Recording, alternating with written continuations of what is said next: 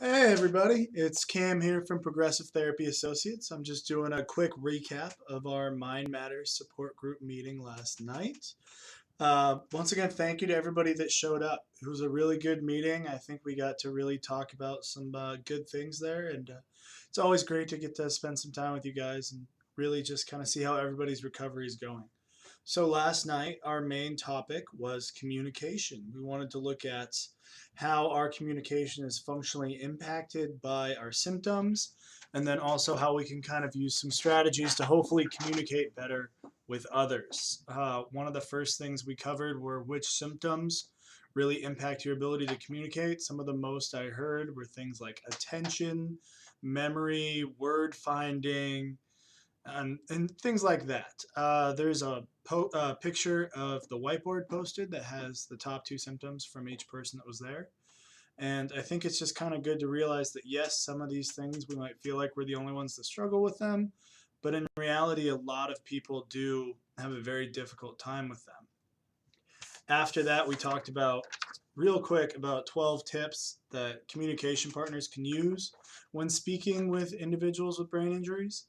And while it's important to hopefully share that information with them, you need to also remember there are strategies that you can use when communicating with them. That is when we kind of transitioned into speaking about ways to frame a discussion, whether you're talking about something really, really important to you or even something day to day process that's important.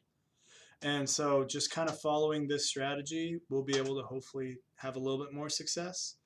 And then lastly, we talked about really the quick and easy way to remember this. So our kind of visual aid is a hand here. So when you're going to have a conversation, first ask yourself why.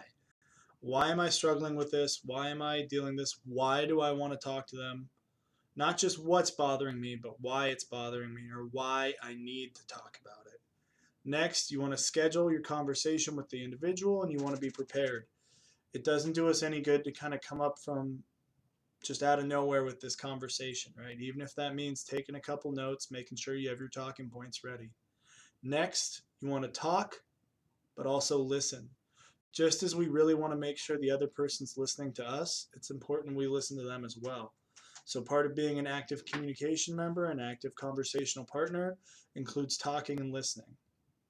Number four, we want you to reflect. So, how many times do you really try and respond to something immediately and you end up saying something you wish you hadn't? And that's one thing that I just hear universally from everybody here. So, if I had had more time to think about it, I could have said the right thing. Or if I'd had more time to think about it, I would have thought of another solution. So, give yourself that time. Anytime you're doing an important enough conversation, give yourself the time to reflect on it. And last is revisit. It doesn't do you any good to just have the conversation once with an individual and never go back to it. So if you set yourself up, you have that kind of conversation, and then you revisit it with them, and hopefully you can reach a better solution. So those were what we really covered in our Mind Matters support group on communication.